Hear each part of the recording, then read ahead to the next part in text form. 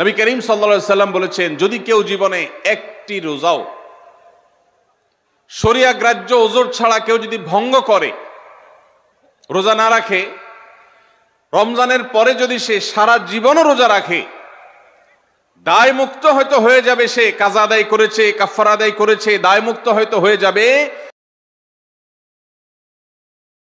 মর্যাদার অধিকারী হওয়ার কথা। সারা জীবন রোজা রেখেও রমজানের ওই একটা রোজার ক্ষতিপূরণ করা সম্ভব নয়। এই জন্য সবাই রমজান মাসে ফরজ রোজা রাখবো তো ইনশাআল্লাহ। সকল প্রাপ্তবয়স্ক সুস্থ ইমানদারের জন্য রমজানের রোজা রাখা ফরজ। ভাইরা আমার, পৃথিবীতে আজ অনেক বিজ্ঞানী রোজা বা ফাস্টিং এর উপরে জিতেছে। এখন ডাক্তাররাও আমাদেরকে বলে যে একটা সময় আমরা যেন ফাস্টিং করি, একটা সময় আমরা যেন না খেয়ে থাকি, এটা আমাদের স্বাস্থ্যের জন্য ভালো। নবী সাল্লাল্লাহু আলাইহি সাল্লাম সেই ১৫০০ বছর আগে আল্লাহর দেয়া বিধান আমাদেরকে জানিয়েছেন। রমজানে পুরো মাস রোজা,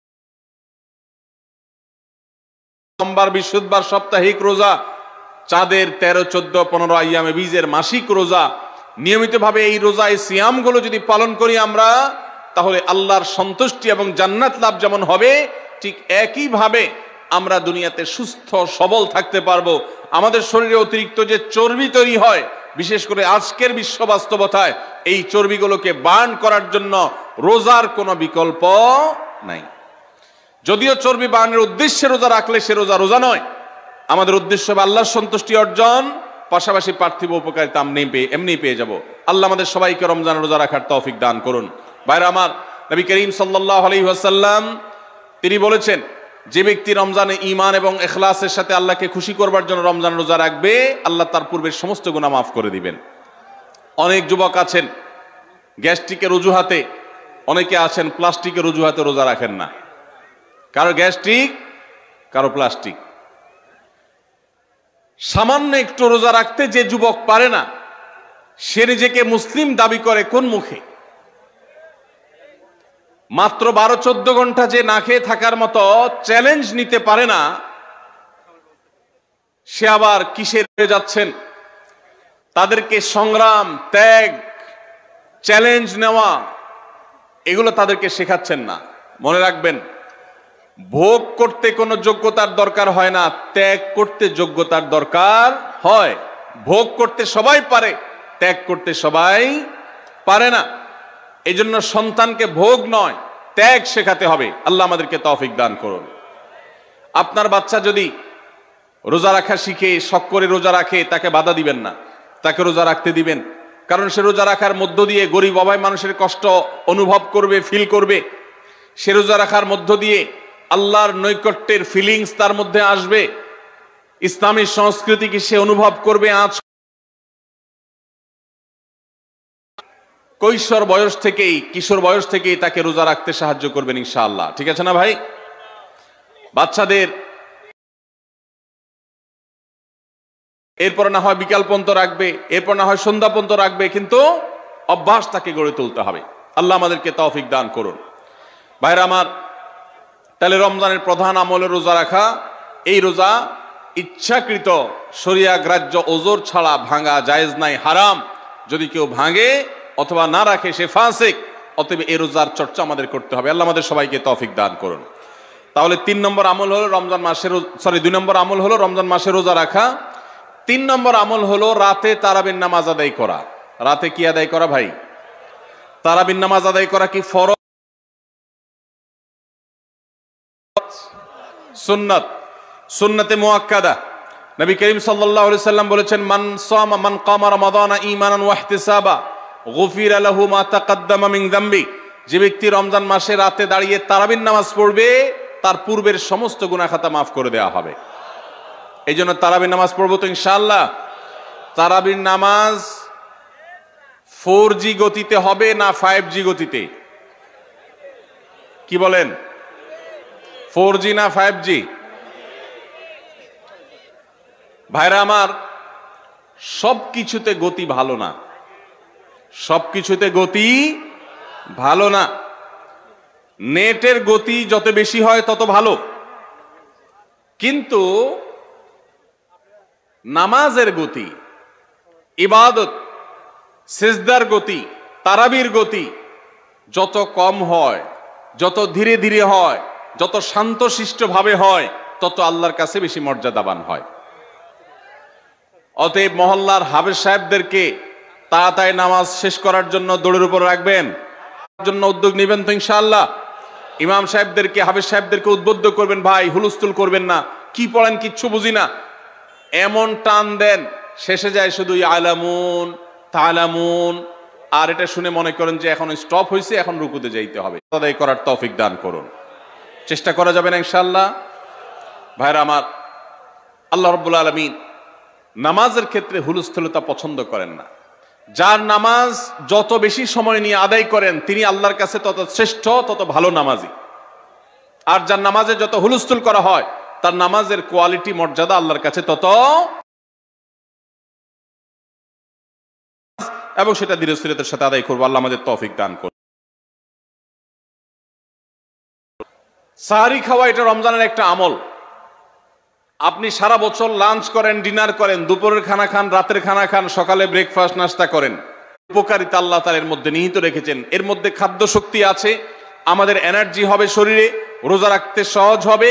এর পাশাপাশি সাহারির খাবারে আলাদা একটা বরকত আছে, শেফা, বহুবিধ উপকারিতা আমাদের শরীরের, আমাদের মনের জন্য আল্লাহ তাআলা রেখেছেন। এই জন্য সাহারি খাওয়াটা আলাদা একটা ইবাদত।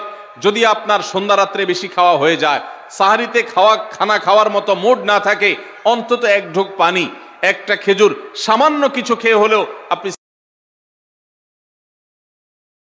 কারণে যদি সাহারি খেতে না পারেন, রাতে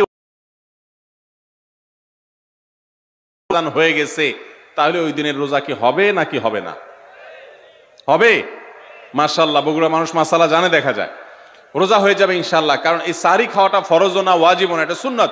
সুন্নত ছুটে গেলে ইবাদত হয় না, ব্যাপারটা সেরকম না। 5 নম্বর আমল হলো, সাহারি তো খাবো ঠিক আছে, কিন্তু সেটা শেষ সময়ে খাওয়া, দেরিতে খাওয়া। সাহারি কি আগে খাবেন না শেষের দিকে খাবেন? শেষের দিকে। কেন? কারণ নবী করিম সাল্লাল্লাহু আলাইহি সাল্লাম বলেছেন, লা ইয়াজালুন নাসু বিখাইরিন মা আজ্জালুল ফুতুর ওয়া আখারু। মুসলিম জাতি ততদিন পর্যন্ত কল্যাণের উপর প্রতিষ্ঠিত থাকবে, তারা কল্যাণকে স্পর্শ করতে পারবে যতদিন পর্যন্ত তারা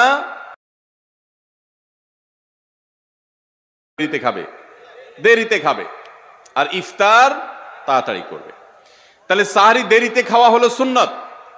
আমাদের দেশে গ্রামে অনেক মুরব্বীরা এখনো আছেন, রাত 12টা, 1টা, 2টা বাজে সাহারি খেয়ে শুয়ে থাকেন।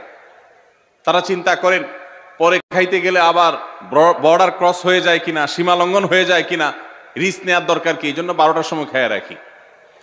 এটার কারণে সাহারি খাওয়ার সওয়াব পাবেন ঠিকই, কিন্তু দেরিতে সাহারি খাওয়ার যে সুন্নত, সেই সুন্নত আদায় হবে না। এই জন্য দেরিতে খাবেন। দেরিতে খাওয়ার মানে আবার এরকম দেরি না যে আপনি আর মুয়াজ্জিন সাহেব দুজন কম্পিটিশন করছেন, আপনার হাতে খাবারের প্লেট আর মুয়াজ্জিনের হাতে মাইক, আপনি আগে শেষ করেন আর মুয়াজ্জিন আগে আজান দিবে, কম্পিটিশন চলছে। এত দেরি করে একেবারে লাস্ট মিনিট পর্যন্ত খাওয়া সুন্নত নয়। কথা কি বুঝাতে পারছি? কয়েক মিনিটের গ্যাপ রেখে তারপরে খাবার শেষ করবেন। কারণ নবী করিম সাল্লাল্লাহু আলাইহি সাল্লাম সাহারি খেয়ে শেষ করে ফজর নামাজ শুরু করতেন, এর মধ্যে 50টা আয়াত পড়ার মতো গ্যাপ রাখতেন, অর্থাৎ প্রায় 10 মিনিটের মতো একটা গ্যাপ থাকতো। এই জন্য আমরা একটা গ্যাপ রেখে তারপর সাহারি শেষ করব। অর্থাৎ ফজরের আজান যদি হয় উদাহরণস্বরূপ 5টা 25-এ বা 30-এ, তাহলে আমরা 2-4 মিনিট আগে সাহারি খেয়ে শেষ করবো ইনশাআল্লাহ। তাহলে সাহারি দেরি করে খাওয়া, শেষের দিকে খাওয়াটা সুন্নত। আল্লাহ আমাদেরকে আমল করার তৌফিক দান করুন। রমজান মাসে সাহারির নামে একটা নতুন নাটক শুরু হয়েছে এদেশে, সেটার নাম হলো সাহারি পার্টি। আপনারা শুনেছেন? পারে না। এরপরে 6 নম্বর আমল হলো ইফতার করা। রোজা রেখেছেন কিন্তু সন্ধ্যায় ব্রেকফাস্ট করেন, অর্থাৎ ইফতার করেন, তাহলে আল্লাহ তাআলা আপনাকে সুন্নাত পালন করার সওয়াব দিবেন।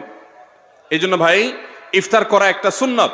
7 নম্বর, ইফতার আবার তাড়াতাড়ি করা আরেকটা সুন্নত। এটা 7 নম্বর আমল, ইফতারটা একটু তাড়াতাড়ি করা। তাড়াতাড়ি করা মানে কি? সূর্য ডুবা, কি বলেন? তাহলে তাড়াতাড়ি কেমনে হলো? তাড়াতাড়ি মানে হলো সূর্য ডুবার সাথে সাথে করা, বিলম্ব বা দেরি না করা। নবী করিম সাল্লাল্লাহু আলাইহি ওয়াসাল্লামের ওই হাদিস আবারও আমরা স্মরণ করি। তিনি বলেছেন, লা ইয়াজালুন নাসু বিখাইরিন মা আজ্জালুল ফুতুর ওয়া আখারুস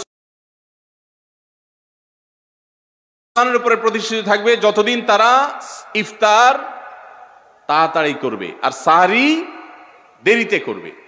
ইফতার তাড়াতাড়ি করা এর মানে হলো সূর্য ডুবছে আর দেরি করবেন না। শিয়ারা এবং ইহুদিরা তাদের মধ্যে রোজা আছে, ফাস্টিং আছে, তারা সেই রোজায় ইফতার করে হলো চতুর্দিক অন্ধকার হয়ে যাওয়ার পর, সূর্য ডুবার পর পর ইফতার করে না।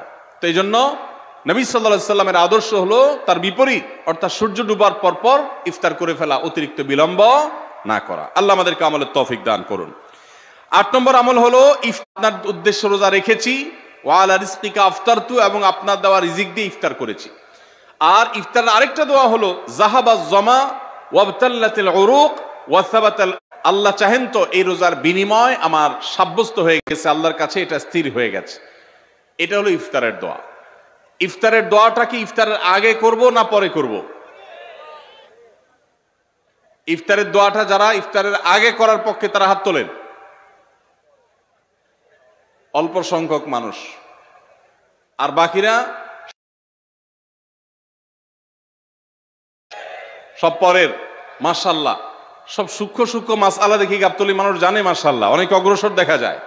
আল্লাহ আমাদের সবাইকে দ্বীনের জন্য কবুল এবং মঞ্জুর করুন। মাশাআল্লাহ। ভাইরা আমার, ইফতারের দোয়াটা ইফতারের পরে করতে হয়, যেটা বেশিরভাগ মানুষ জানে না, কিন্তু আমি অবাক হলাম যে এখানে বেশিরভাগ মানুষ আপনারা জানেন। মাশাআল্লাহ, নলেজেবল মানুষ, বোঝা গেছে। ইফতারের দোয়ার অর্থের দিকে তাকালে আমরা দেখতে পাচ্ছি যে আল্লাহ শিরা উপশিরা সিক্ত হয়ে গেছে, পিপাসা দূর হয়ে গেছে, এগুলো তো ইফতারের পরেই হয়। অবশ্য আমি অর্থ আগে বলে দিছি, সেটা দেখে হয়তো আপনারা অনেকে বুঝে ফেলছেন। মাশাআল্লাহ। তো যাই হোক, দোয়া পড়বো, আল্লাহ আমাদেরকে আমলের তৌফিক দান করুন। 9 নম্বর হলো সাহরি এবং ইফতারে খেজুর খাওয়া। খেজুর দিয়ে সাহরি ইফতার করা। ইফতারে আপনি অন্য যা খান না খান, খেজুর দিয়ে খাবেন। নবী সাল্লাল্লাহু আলাইহি সাল্লাম আদা পাকা আদা খেজুর দিয়ে ইফতার করতেন, যেটাকে রোতাব বলা হয়। আর যদি সেটা না পাওয়া যেত, সাধারণ যে কোনো খেজুর, সেটাও না পাওয়া গেলে একটু পানি খেয়ে তারপর তিনি ইফতার করতেন। আমরা ইফতারে খেজুর খেতে হয় সুন্নাহ, এটা আমরা জানি, কিন্তু যেটা জানি না সেটা হলো সাহরিতে খেজুর খাওয়া। ভোর রাতে সাহরিতে খেজুর খাওয়া সুন্নত। এটা আগে কে কে জানতেন? হাত তোলেন। আগে জানতেন? মাশাআল্লাহ, হাত নামান। গত বছর রমজানে সাহরিতে ভাত তরকারি যাই খাইছেন না খাইছেন, একটা খেতেন।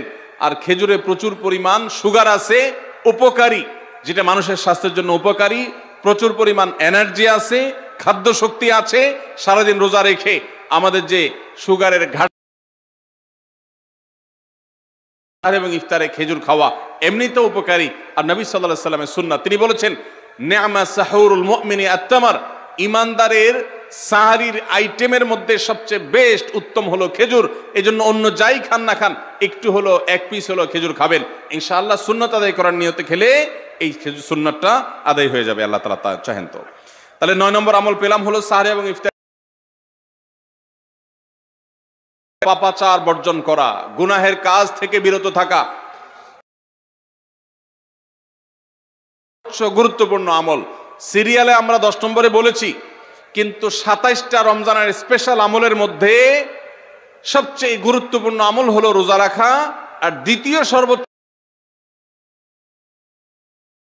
গুনাহের কাজ ত্যাগ করা। যদি কেউ রমজানে রোজা রাখে, আবার চোখ দিয়ে হারাম জিনিস মোবাইলে দেখে, স্ক্রিনে দেখে, পত্রিকার পাতায় দেখে, বেরিয়ে আসে, তখন সে সত্যিকারের রোজাদার হয়। আর যে শুধুমাত্র দিনের বেলায় পানাহার বর্জন করে, যৌনাচার বর্জন করে, আর সমস্ত পাপাচার অপকর্ম সে যথারীতি অন্য সময়ের মতো রমজান মাসেও করে, এই রোজাদার পেটের রোজা রেখেছে, কিন্তু তার শরীরের অন্য অন্য অঙ্গ প্রত্যঙ্গগুলো আল্লাহর কথা শুনে নাই, সো সেগুলো কিন্তু রোজা রাখে নাই। এই রোজা আল্লাহর কাছে অতএব আমরা রমজান মাসে সব ধরনের গুনাহের কাজ বর্জন করবো তো ইনশাআল্লাহ। প্রিয় ভাইরা আমার, রোজা কিন্তু আমাদের সাথে কথা বলে। রোজার ভাষা আমরা অনেকে, রোজা আমাদের সাথে কথা বলে। কি কথা? সিয়াম শব্দের অর্থ, আমরা যেটাকে রোজা বলছি সেটা কোরআনের ভাষায় বলা হয় সিয়াম, হাদিসে বলা হয়েছে সেটাকে সওম বা সিয়াম। এই সওম বা সিয়াম একই শব্দ। এর অর্থ হলো বিরত থাকা। এর অর্থ হলো কি ভাই? বিরত থাকা, ব্রেক দিতে জানা। আল্লাহ রাব্বুল আলামিন রোজার মতো ইবাদত দিয়েছেন আমাদেরকে, জীবনে শুধুমাত্র ফুর্তি এবং ফুর্তি, ভোগ এবং ভোগ এবং ভোগ। গোটা পৃথিবী আপনাকে ভোগের কথা বলবে, ত্যাগের।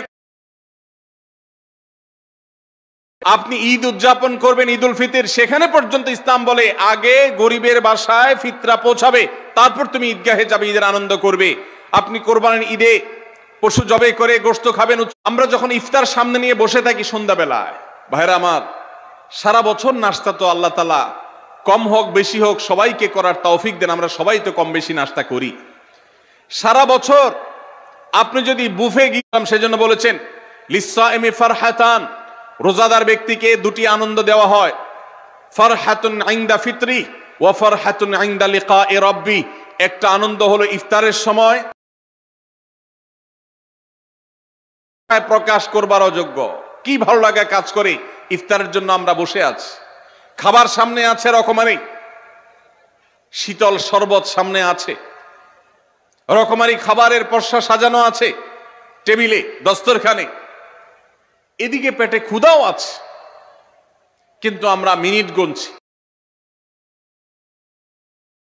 ডুববে, সূর্য ডুবেছে, আর সাথে সাথে আমরা ইফতার করছি। এই যে আল্লাহর নির্দেশের অপেক্ষা, ইসলাম রোজার মাধ্যমে আমাদেরকে সেই শিক্ষাটা দিতে চায়। রোজা আমাদের সাথে সেই কথা বলে যে দেখো, তুমি জীবনে বিরত থাকতে শিখো, গোটা পৃথিবী তোমাকে ভোগ শিখাবে, ইসলাম তোমাকে ত্যাগ শিখাবে, ইসলাম তোমাকে কন্ট্রোল করা শিখাবে। আমাদের তরুণদের চরিত্রকে নষ্ট করবার জন্য, তাদেরকে নানাভাবে উস্কানি দেওয়ার জন্য, বিনোদনের নামে, নিউজের নামে, বিজ্ঞাপনের নামে, বিভিন্ন নামে অশ্লীল নানা দৃশ্য খোলামেলা, তারা যেন তাদের চোখগুলোকে নামিয়ে রাখে, তাদের সম্ভ্রমকে তারা সংরক্ষণ করে। মনে রাখবেন, যা খুশি তা করতে পারা এটা যোগ্যতা নয়। নিজেকে নিয়ন্ত্রণ করলাম, যা খুশি তা করব না, এর নাম হলো যোগ্যতা। ডায়রিয়ার রোগী পূর্ণ আমল হলো এই 10 নম্বর আমল, সেটা হলো পাপাচার বর্জন করা।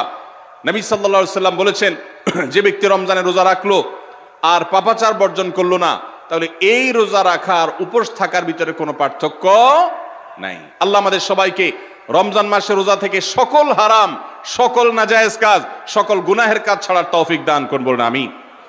ভাইরা আমার, 11 নম্বর আমল হলো অধিক পরিমাণ দোয়া করা। রমজান মাসে রোজা রেখে আমরা বেশি বেশি দোয়া করব। চলতে ফিরতে উঠতে বসতে দোয়া করতে পারেন। আমাদের মায়েরা অনেকে শুনছেন আমাকে, রমজান মাসে আপনি গৃহস্থলী কাজ করছেন, রান্না বাড়া করছেন, ঘর ঝাড়ু দিচ্ছেন, আর মনে মনে আল্লাহর সাথে কথা বলেন। দোয়া মানে আল্লাহর সাথে কথোপকথন। আল্লাহ, আপনি আমাকে মাফ করে দেন, আমার বাবাকে মাকে মাফ করে দেন, সন্তানগুলোকে হেদায়েত দান করেন, চোখের পানি ফেলেন। নিয়মতান্ত্রিক দোয়া, বসে বসে হাত তুলে দোয়া করবেন কেবলামুখী হয়ে। আবার চলতে ফিরতে উঠতে বসতে, এমনকি ওযু নাই সে অবস্থায় দোয়া করবেন। নবী সাল্লাল্লাহু আলাইহি সাল্লাম বলেছেন, 3 ব্যক্তির দোয়া ফিরিয়ে দেওয়া হয় না। কয় ব্যক্তির দোয়া? সালাসুন লা তুরাদ্দু দাওয়াতুহুম, 3 শ্রেণী মানুষের দোয়া ফিরিয়ে দেওয়া হয় না। এর ভিতরে এক শ্রেণী হলেন মাজলুম, কারোর জুলুমের শিকার হয়েছে। এই ব্যক্তি জালেমের বিরুদ্ধে যে তার মনের আকুতি থাকে, বদদোয়া থাকে, আল্লাহ সুবহানাহু ওয়া তাআলা এটা ফিরিয়ে দেন না। এই জন্য পৃথিবীর ইতিহাসের কোন জালিম আপনি দেখাতে পারবেন না যেই জালিমকে আল্লাহ ছেড়ে দিয়েছেন, আল্লাহ ছাড় দিয়েছেন,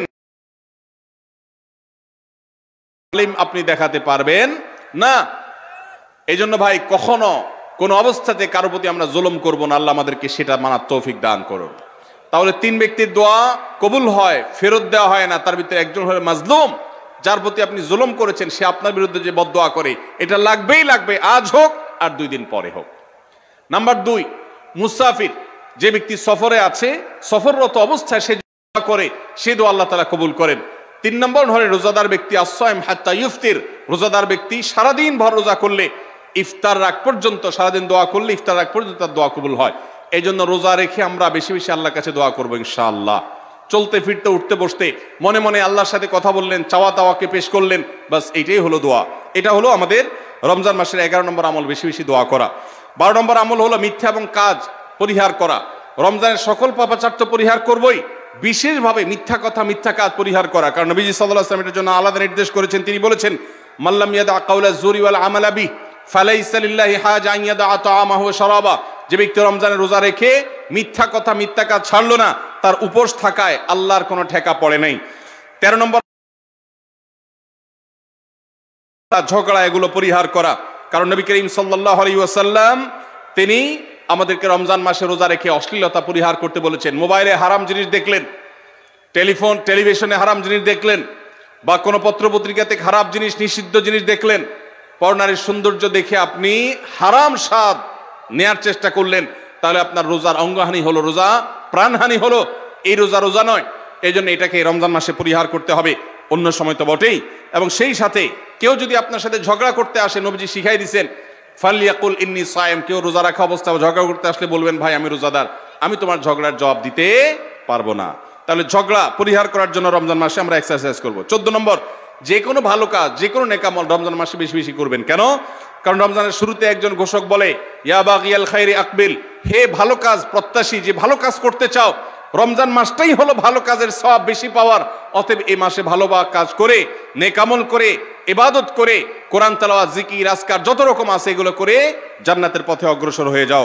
16 নম্বর আমল হলো রোজাদারকে ইফতার করানো, অর্থাৎ নিজে ইফতার করার পাশাপাশি অন্য কোন রোজাদারকে ইফতার করাইলে আল্লাহ তাআলা ওই রোজাদার যে পরিমাণ সওয়াব পাবেন আপনাকেও সেই পরিমাণ সওয়াব দিবেন ইনশাআল্লাহ। 17 নম্বর আমল হলো বেশি বেশি কোরআনে কারীমের তেলাওয়াত করা। রমজান মাসে আল্লাহ তাআলা আমাদের সবাইকে, 15 নম্বর বাদ গেছে, মাশাআল্লাহ এত মনোযোগ সহকারে কথা বলছে এবং নোট করছে দেখা যাচ্ছে। তাহলে আমরা আবার পেছনে যাচ্ছি ইনশাআল্লাহ। 15 নম্বর আমল হলো বেশি বেশি ইস্তেগফার করা। বেশি বেশি কি করা? ইস্তেগফার করা, অর্থাৎ ক্ষমা প্রার্থনা করা। কেন ক্ষমা প্রার্থনা বেশি করবেন? কারণ নবী করিম সাল্লাল্লাহু আলাইহি সাল্লাম বলেছেন ওয়ালিল্লাহি উতাকাউ মিনান নার ওয়া যালিকা ফি কুল্লি লাইলা, রমজানের প্রত্যেক রাতে আল্লাহ তাআলা বহু মানুষকে জাহান্নাম থেকে মুক্ত ঘোষণা করেন। ভাইরা আমার, আমাদের পাপাচারের কারণে জাহান্নামীদের তালিকা নাম উঠে থাকলেও রমজানে আল্লাহ বহু মানুষকে ঠিক দেন যে এই লোককে জান্নাতি ঘোষণা করা হলো, জাহান্নাম থেকে মুক্ত ঘোষণা করা হলো। এই জন্য এই মাসে আল্লাহর কাছে বেশি বেশি মাফ চাইতে হয়, ইস্তেগফার করতে হয়, চোখের পানি ফেলে দোয়া করতে হয় যে আল্লাহ আপনি মাগফিরাত নসিব করেন। এটা হলো 15 নম্বর আমল। 16 নম্বর আমল হলো রোজাদারকে ইফতার করানো। নিজে ইফতার করবেন, পাশাপাশি রোজাদার ব্যক্তিকেও ইফতার করাবেন। নবী সাল্লাল্লাহু আলাইহি সাল্লাম বলেছেন যদি কোনো ব্যক্তি কোনো রোজাদারকে ইফতার করায়, তাহলে যেই ব্যক্তি তাকে ইফতার করানেন তার রোজার সওয়াব তো সে পাবেই, আপনি ইফতার করায়া সমপরিমাণ সওয়াব লাভ করবেন ইনশাআল্লাহ। অতএব মসজিদে ইফতার দেওয়ার ব্যবস্থা করা যেতে পারে, রাস্তাঘাটে, বিশেষ করে পাবলিক পরিবহনে, এমনকি প্রাইভেট গাড়িতেও সন্ধ্যার সময় ইফতারের সময় অনেক সময় খাবার থাকে না, তখন আপনি রাস্তায় দাঁড়িয়ে যদি সামান্য একটু খেজুর, সামান্য একটু পানি বিতরণ করতে পারেন তাইলে সওয়াবটা পাওয়া যেতে পারে। আপনার বাসায় আশেপাশে অনেক অভাবী মানুষ আছে, তাদের বাসায় আপনি ইফতার পৌঁছে দিতে পারেন, এর মাধ্যমে রোজাদারকে ইফতার করানোর সওয়াব পেতে পারেন। 17 নম্বর আমল হলো বেশি বেশি কোরআনে কারীমের তেলাওয়াত করা। কোরআনে কারীমের তেলাওয়াত রমজান মাসে বেশি বেশি করব। কেন? কারণ হলো এই মাসটাই হলো কোরআন নাজিলের মাস। আল্লাহ তাআলা রমজান মাসে কোরআন নাজিল করেছেন। আল্লাহ বলেছেন শাহরু রমাদান আল্লাযী উনজিলা ফীহিল কুরআন হুদাল লিন-নাস ওয়া বায়িনাতিন মিনাল হুদা ওয়াল ফুরকান। রমজান মাস এমন মাস যে মাসে আল্লাহ তাআলা কোরআন নাজিল করেছেন, এই জন্য এই মাসে বেশি বেশি রোজ কোরআন তেলাওয়াত করতে হবে। নবী করিম সাল্লাল্লাহু আলাইহি সাল্লাম বেশি বেশি রমজান মাসে কোরআন তেলাওয়াত করতেন। আমাদের পূর্বসূরি সালাফগণ কেউ কেউ রমজান মাসে অন্য সব আমল কমিয়ে দিয়ে কোরআন তেলাওয়াতটা সবচেয়ে বেশি করতেন। এই জন্য দিনে এবং রাতে বেশি বেশি করে কোরআন শুদ্ধতার সাথে, সৌন্দর্যের সাথে তেলাওয়াত করব, অর্থ সহকারে বুঝে পড়ার চেষ্টাও পাশাপাশি করব ইনশাআল্লাহ। 18 নম্বর আমল হলো কোরআন পরস্পরকে শোনাশুনি করা, বুঝে পড়া। অর্থাৎ আপনি কোরআন তেলাওয়াত করবেন, আপনার স্ত্রী শুনবে, আপনার মা শুনবে, আপনার বোন শুনবে, আবার তারা তেলাওয়াত করবে, আপনি শুনবেন। আমরা তারাবির নামাজে এক পক্ষীয় তেলাওয়াত শুনি, হাফেজ সাহেব তেলাওয়াত করেন, আমরা শুনি, কিন্তু আমরা তেলাওয়াত করে আরেকজন শুনবে, এটা হয় না। নবী সাল্লাল্লাহু আলাইহি সাল্লাম রমজান মাস আসলে জিবরিল ফেরেশতার সাথে কোরআন শোনাশুনি করতেন। জিবরিল তেলাওয়াত করতেন, নবীজি শুনতেন, আবার আমাদের নবীজি তেলাওয়াত করতেন, জিবরিল শুনতেন। এটা একটা সুন্নত। এই সুন্নতটা বিলুপ্ত হয়ে গেছে, এটা নিয়ে চর্চা নাই। এই জন্য আমরা এটা বাসা বাড়িতে নতুন করে জিন্দা করব। আল্লাহ আমাদেরকে তৌফিক দান করুন। 19 নম্বর আমল হলো দান সাদাকা বেশি বেশি করা। নবীজি সাল্লাল্লাহু আলাইহি সাল্লাম এমনিতেই প্রচুর পরিমাণ দান করতেন, কিন্তু রমজান আসলে তার দানশীলতার পরিমাণ আরো বেড়ে যেত। এই জন্য অভাবী, প্রতিবেশী, গরিব, দুঃখী সবার ঘরে ঘরে আমরা আমাদের সাধ্য অনুযায়ী দান পৌঁছানোর চেষ্টা করব রমজান উপলক্ষে। এটা রমজানের 19 নম্বর স্পেশাল আমল, বিশেষ আমল। 20 নম্বর রমজানের কর্মসূচি হলো ভোর রাতে দোয়া করা। কারণ সারা বছর ভোর রাতে তাহাজ্জুদের নামাজ পড়া বা দোয়া করার সুযোগ আমাদের হয় না, কিন্তু রমজানের সাহরি খেতে তো এমনি ওঠেন, অতএব এই টাইমে দোয়া কবুল হয়। 24 ঘন্টার ভিতরে দোয়া কবুলের সবচেয়ে মোক্ষম সুযোগ, সবচেয়ে আদর্শ সময় হলো এই তাহাজ্জুদের সময়টা। ভাইরা আমার, ঢাকার একটি বড় কোম্পানি, বাংলাদেশের সবচেয়ে বড় শিল্প প্রতিষ্ঠান বললে ভুল হয়তো হবে না, অন্তত এটুকু বলা যায় যে প্রথম 3-4টি বড় প্রতিষ্ঠানের একটি। এরকম একটা প্রতিষ্ঠানের একজন কর্মকর্তা বছর 2-3 আগে আমার সাথে হঠাৎ দেখা। তিনি আমাকে দেখে বেশ আবেগ আপ্লুত হলেন এবং অনেকটা জড়িয়ে ধরলেন এবং বললেন, ভাই, আপনার একটি আলোচনা থেকে আমার জীবনের ভিতরে এমন এক পরিবর্তন আসছে যেটা অকল্পনীয়, অভাবনীয়। তো আমি একটু কৌতূহল হয়ে জানতে চাইলাম কোনটা সেটা।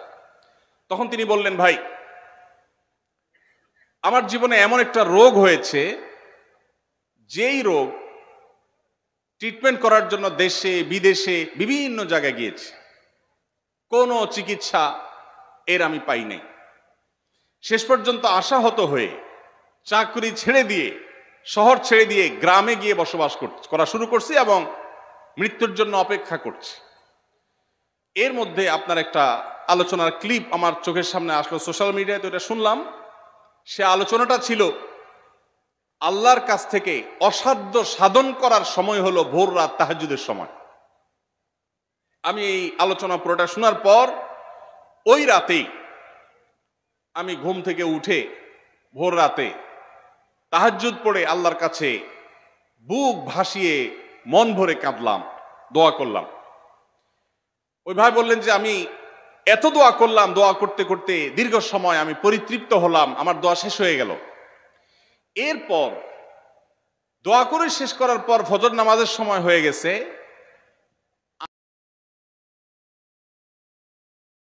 নাই। এবং তিনি গত 2 দিন আগেও তার সাথে আমি দেখা করলাম ঢাকায়, গতকালকে দেখা করলাম, 2 দিন আগে না, মাত্র 1 দিন আগে দেখা করলাম। তিনি এখন সুস্থ সবল হয়ে আবার তার চাকরিতে ফিরে গিয়ে স্বপদে সমহিমায় আছেন।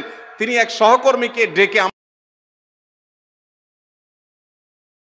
আমি আগে শারীরিকভাবে বেশি ফিট ছিলাম নাকি এখন বেশি ফিট, তখন তার সহকর্মী আমার সামনে বলছে, স্যার, আপনি আগে অনেক বেশি রাগারাগি করতেন, আপনি হট মেজাজি ছিলেন, অনেক বেশি অসুস্থ হয়ে যেতেন কিছু হলেই, কিন্তু এখন আপনি সে আগের সময়ের তুলনায় অনেক বেশি সুস্থ এবং ফিট। তিনি বললেন, ভাই, ভোর রাতের দোয়ার প্রভাব এত বেশি, তাহাজ্জুদের সময়ের দোয়া এত গুরুত্বপূর্ণ যে এই এক দোয়া আমার জীবনকে আমূল পরিবর্তন করে দিয়েছে। এই জন্য ভাইরা, রমজান মাসে বিশেষ করে যখন তাহাজ্জুদের সময় সাহরি খেতে যখন উঠবেন, সাহরি খাওয়ার পর 10টা মিনিট সময় হাতে রাখেন, বা সাহরি খাওয়ার আগে 10টা মিনিট একটু আগে উঠে উজু করে 2 রাকাত 4 রাকাত নামাজ পড়ে, বা নামাজ পড়ার সময় না থাকলে অন্তত কেবলামুখী হয়ে 2টা হাত তুলে আল্লাহর কাছে একটু চান। নবীজি সাল্লাল্লাহু আলাইহি সাল্লাম বলেছেন, রাত আসমানে নেমে এসে আল্লাহ বান্দাদেরকে ডেকে ডেকে তাদের প্রত্যেকটা চাওয়া পূরণ করে দেন। এই জন্য ভাইরা, রমজান মাসে সাহরির সময় দোয়া কবুল হয়। রমজান উপলক্ষে বিশেষ করে এই আমলটা, সাহরির সময় আমলটা, আমরা দোয়া করার আমলটা করতে পারি। তাহলে 20 নম্বর আমল হলো তাহাজ্জুদের নামাজ এবং ভোর রাতের দোয়া। এটা অন্য সময় করা যায়, কিন্তু রমজানের সুযোগটা বেশি আসে, সেজন্য এটাকে রমজানের স্পেশাল আমল হিসেবে আমরা উল্লেখ করলাম। আল্লাহ আমাদেরকে সবাইকে তৌফিক দান করুন। সাহরি খেতে উঠলে একটু দোয়া করবো তো ইনশাআল্লাহ, 2-4 মিনিটের জন্য হলে দোয়া করবো, একাকে নির্জনে আল্লাহর কাছে কেবলামুখী হয়ে। এর চেয়ে বড় দুর্ভাগ্যের বিষয় কি আছে যে আল্লাহ চাওয়ার জন্য ডাকছেন আর আমি অবহেলা করে বসে আছি। ভাইরা আমার, 5 ওয়াক্ত নামাজের জন্য মুয়াজ্জিন আপনাকে ডাকে, কিন্তু ভোর রাতে দোয়া কবুলের জন্য স্বয়ং আল্লাহ আপনাকে ডাকেন। অতএব সাহরি খেতে উঠলে ভোর রাতে সাহরির সময় একটু দোয়া করবো তো ইনশাআল্লাহ। 21 নম্বর আমল, উমরা করা। যাদেরকে আল্লাহ তৌফিক দিয়েছেন তারা রমজানে উমরা করবেন, কারণ নবী করিম সাল্লাল্লাহু আলাইহি ওয়াসাল্লাম বলেছেন, উমরাতুন ফি রমাদান তা'দিলু হাজ্জা। রমজানে কেউ উমরা করলে একটা হজের সওয়াব পায়। কোন কোন হাদিসে আসছে তা'দিলু হাজ্জাতাম মাই, নবীজির সাথে হজের সওয়াব পাওয়া যায় রমজানে উমরা করলে। আল্লাহ আমাদেরকে যখন তৌফিক দিবে আমরা তখন সেটা করব ইনশাআল্লাহ। ঠিক আছে না? নিয়ত করেন, দোয়া করেন, আল্লাহ একসময় তৌফিক অবশ্যই দিবেন। 22 নম্বর আমল হলো রমজানের শেষ 10 দিন মসজিদে ইতিকাফ করা। গুরুত্বপূর্ণ একটা পয়েন্ট। মসজিদে ইতিকাফ করা। খুব মনোযোগ দিয়ে শুনি। রাসূল করিম সাল্লাল্লাহু আলাইহি সাল্লাম রমজানের রোজা ফরজ হওয়ার পর থেকে নিয়ে তার মৃত্যু পর্যন্ত একটি বছরের জন্য রমজানের শেষ দশক মসজিদে ইতিকাফ করা ছাড়া ছিলেন না। কিন্তু ইমার্জেন্সি একটা কাজে মসজিদ থেকে তাকে বের হতে হয়েছে, এই জন্য তিনি পরের বছর ওই বছরের আর 10 দিন হলো আগের বছরে যে ইতিকাফ ভেঙে ফেলেছেন সেটার ইতিকাফের কাজা। তার মানে হলো নবীজির জীবনে কখনো ইতিকাফ এক বছর একটা রমজান মাসেও ছাড়েন নাই। এত গুরুত্বপূর্ণ আমল যে রমজানের এই আমলটা তিনি কখনোই ছাড়েন নাই। আমরা জীবনে একবারের জন্য রমজানের শেষ 10 দিন ইতিকাফ করি নাই। যে আমল নবীজি জীবনে কখনো ছাড়েন নাই সেটা আপনি জীবনে একবারও করেন নাই। ভাইরা আমার, 3টি আমলের নগদ তৃপ্তি আমি অন্তত অনুভব করি। আমি আমার সে অভিজ্ঞতার আলোকে আপনাদেরকে উদাত্ত আহ্বান করতে চাই, রমজানের শেষ দশকে আপনারা ইতিকাফ করুন। যে 3টি আমলের তৃপ্তি, নগদ স্বাদ, অবর্ণনীয় ভালো লাগা কাজ করে, অন্তর্জগতে প্রশান্তিতে পরিপূর্ণ হয়ে যায়। সেই 3টি ইবাদতের একটি হলো আরাফাতের ময়দানের দোয়া। এটার সাথে কোনো কিছুর কম্পেয়ার হয় না। অবর্ণনীয় এক তৃপ্তি লাগে আরাফাতের ময়দানে দোয়া করতে। দ্বিতীয় হলো সিজদায় গিয়ে চোখের পানি ফেলে আল্লাহর কাছে দোয়া করতে অসম্ভব ভালো লাগা কাজ করে। ভোর রাতে দোয়াতেও একই স্বাদ পাওয়া যায়। আর 3 নম্বর হলো রমজানের শেষ দশকের ইতিকাফ। ইতিকাফ যে একবার করেছে সে জীবনে বারবার করে, তাকে আর ফেরানো যায় না। এই জন্য ভাইরা, রমজানের শেষ দশকে আমরা আল্লাহর ঘরে বসে গিয়ে ইতিকাফ করার চেষ্টা করবো তো ইনশাআল্লাহ। অনেক এলাকায় বৃদ্ধ মানুষ, বুড়া মানুষ বসায় দেওয়া হয় টাকা পয়সা দিয়ে।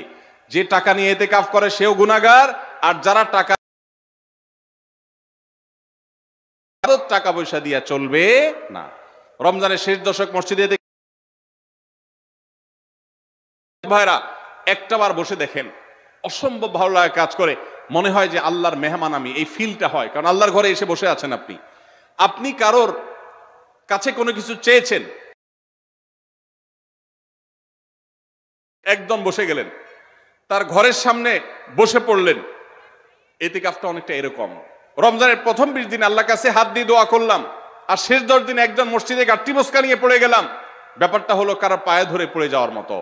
আশা করা যায় ইতিকাফকারীকে আল্লাহ তাআলা ক্ষমা না করে মসজিদ, কোরআনের গ্রুপ স্টাডি করেন, কোরআনের পাঠচক্র করেন, নিজেরা কোরআন হাদিসের আলোচনা করেন, রোনাজারি এবং দোয়া করেন। 10টা দিন আল্লাহ, 10 রমজান চলে গেলে 20 রমজান পর্যন্ত বাহিরের মুসল্লি কমতে কমতে বারান্দার মুসল্লি কমে ভিতরে চলে আসে। তখন 5 ওয়াক্ত নামাজের ওই নিয়মিত মুসল্লি ছাড়া বাকিগুলো সব হবে। এটাই আল্লাহ তাআলার নির্দেশনা, সেটাই রমজানের শেষ দশকের আমল। 24 নম্বর আমল হলো শেষ দশকে পরিবারকে ঘুম থেকে ডেকে তোলা। এটা আলাদা সুন্নাহ। নবী সাল্লাল্লাহু আলাইহি সাল্লাম রমজানের শেষ দশক হলে কানা ইদা দাখালাল আশর আহইয়া লাইলা ওয়া আইকাযা আহলা, তিনি পরিবারকে ঘুম থেকে ডেকে তুলতেন এবং স্ত্রী সঙ্গ ত্যাগ করতেন। শেষ দশক কোমর বেঁধে ইবাদত করতেন। এটা 24 নম্বর আমল। তাহলে শেষ দশক পরিবারকে ঘুম থেকে ডেকে তোলা। নবীজি অন্য কোন সময় ঘুম থেকে ইবাদতের জন্য ডাকতেন না, নফল নামাজ। এত বড় অফার, এত বড় সুযোগ, কারণ লাইলাতুল কদর শেষ দশকে আছে, এই জন্য এই দশকে ইবাদতের জন্য পরিবারকে তিনি ডেকে তুলতেন। তারা শুয়ে থাকুক, তিনি এটা সহ্য করতেন না। এই জন্য 24 নম্বর আমল হলো রমজানের শেষ দশকে পরিবারকে ঘুম থেকে ডেকে তোলা এবং স্ত্রী সঙ্গ ত্যাগ করা শেষ দশকের জন্য। 25 নম্বর আমল হলো লাইলাতুল কদর অনুসন্ধান করা। রমজানের শেষ দশকের প্রত্যেকটা রাতে কিন্তু শবে কদর হতে পারে, বিশেষ করে বেজোড় রাতে 21, 23, 25, 27, 29 এই রাতগুলোতে লাইলাতুল কদর হওয়ার সম্ভাবনা অনেক জোরালো। সৌদি আরবের মানুষ তাদের বেজোড় রাতে তালাশ করবে, আমরা আমাদের বেজোড় রাতে তালাশ করব ইনশাআল্লাহ। নবীজি সাল্লাল্লাহু আলাইহি সাল্লাম বলেছেন যে তাহাররাউ লাইলাতুল কদর ফিল বিত্রি মিনাল আশরিল আওয়াখির মিন রমাদান, রমজানের শেষ দশকের বেজোড় রাতগুলোতে তোমরা শবে কদর হতে পারে সে আশা বেশি বেশি করে ইবাদত বন্দেগী করো। লাইলাতুল কদরের ইবাদতকে আল্লাহ বলেছেন লাইলাতুল কদরে খায়রুম মিন আলফি শাহর, 1000 মাস, 1000 মাস ইবাদত করলে যে সওয়াব পাওয়া যাবে লাইলাতুল কদরের এক রাতের ইবাদতের সওয়াব তার চাইতে বেশি হবে। সেই রাত কোনটা আল্লাহ নির্দিষ্ট করেন নাই, এই জন্য শেষ দশকের প্রত্যেকটা রাতেই ইবাদত করার চেষ্টা করা, স্পেশালি বেজোর রাতগুলোতে।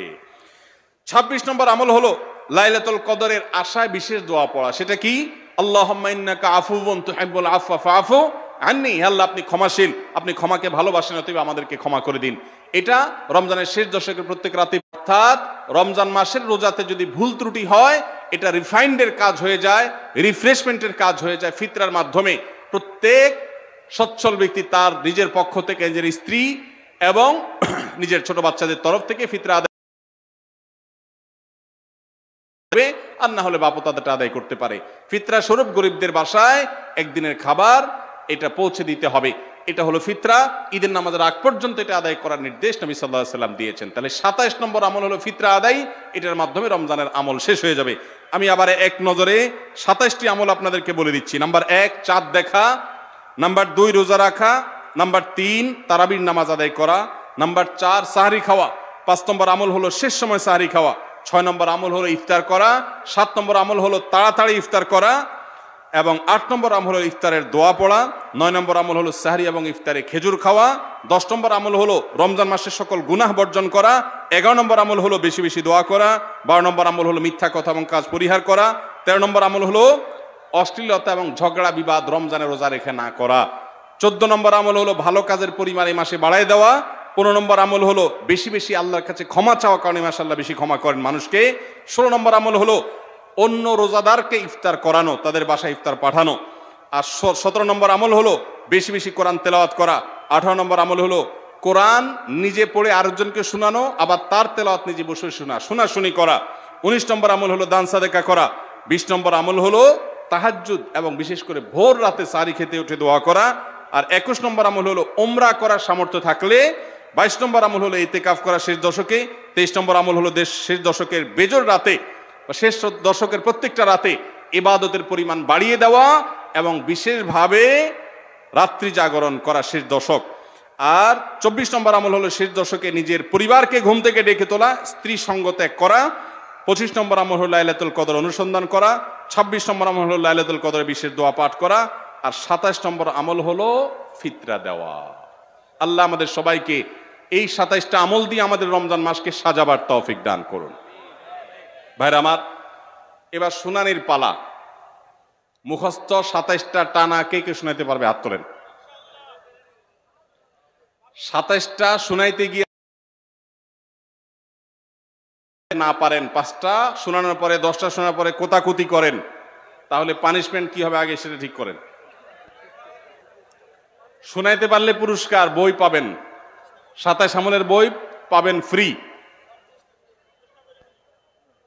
চেষ্টা করি বলতে কনফিডেন্ট আছে কিনা? হ্যাঁ, অন্ধ মানুষ। আচ্ছা, তাহলে এই ভাইকে প্রায়োরিটি দেই। এই যে আমাদের অন্ধ ভাই, আপনি বলেন দেখি। একটু সবাই একটু নীরব হই, অন্যদেরকেও সুযোগ দেব।